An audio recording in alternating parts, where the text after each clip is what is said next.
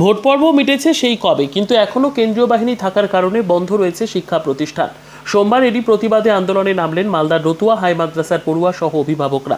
স্থানীয়দের নিয়ে তারা পথ অবরোধ করে বিক্ষোভ দেখালেন হাই মাদ্রাসার সামনে।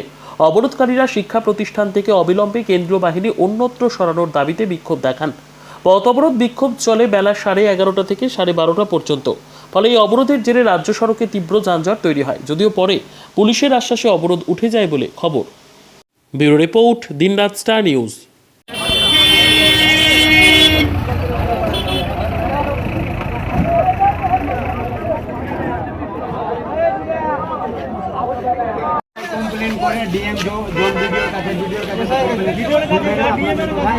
আমাদের বাচ্চারা করবে কি?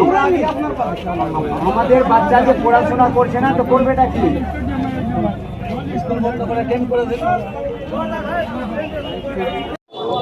আমরা ক্লাস 10-এ উঠে গেছি, রতুয়া হাই মাদ্রাসার ছাত্রী, কিন্তু 6 মাস হয়ে গেল আজ পর্যন্ত স্কুলে কোনো ক্লাস হচ্ছে না, কিংবা একটা পরীক্ষা হচ্ছে না, ভালো পরীক্ষা হচ্ছে না। আমরা সেন্টারে গিয়ে কেমন করে পরীক্ষা দেবো, কিংবা স্যারেরাও এমন গুরুত্ব দিচ্ছে না যে আমাদের স্কুল হবে কি ভালো মন্দ।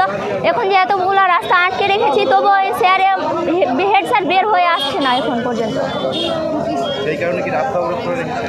হ্যাঁ, আসমেরা খাতুন।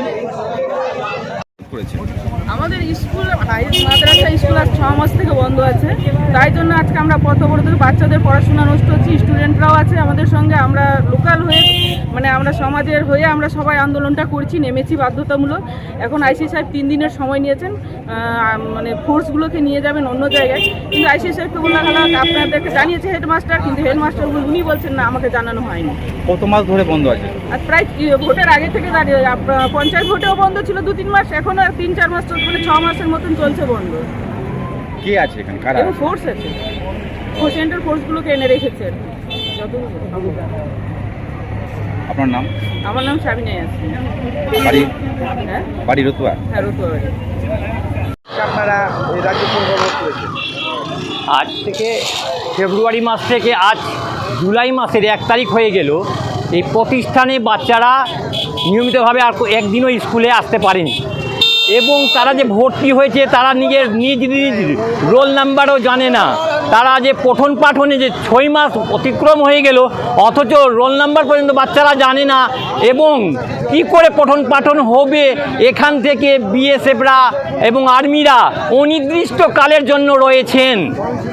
রতুয়া হাই মাদ্রাসার প্রধান শিক্ষক তিনি বলছেন ঠিক এখন বলা যাবে না কবে বিদ্যালয় মাদ্রাসা খুলবে, এই বিষয়ে সঠিকভাবে তিনি কোনো সিদ্ধান্ত নিতে পারছেন। ওনাদের সমস্ত গ্রামবাসীরা, অভিভাবকরা একেবারে ঝাঁপিয়ে পড়ল যে কিছু না কিছু একটা শিক্ষকের প্রতি এবং বিডিও সাহেব এবং আইসির প্রতি আমরা দৃষ্টি আকর্ষণ করি যে কিভাবে বাচ্চাদের পঠন পাঠন হবে। এই বিষয়ে আমরা বিস্তারিতভাবে আজকে জানার জন্য এবং মাদ্রাসা আগামী দিনে খুলবে কি না সেই বিষয়ে আমরা সঠিক পদক্ষেপ নেবার জন্য আজকে ছাত্র, শিক্ষক, অভিভাবক সবাই মিলে আমরা নিজ জন্য আজকে এই পথ অবরোধ করেছে ছাত্রছাত্রীরা এবং অভিভাবকগণরা। আমার নাম শেখ রাবিউল আলী।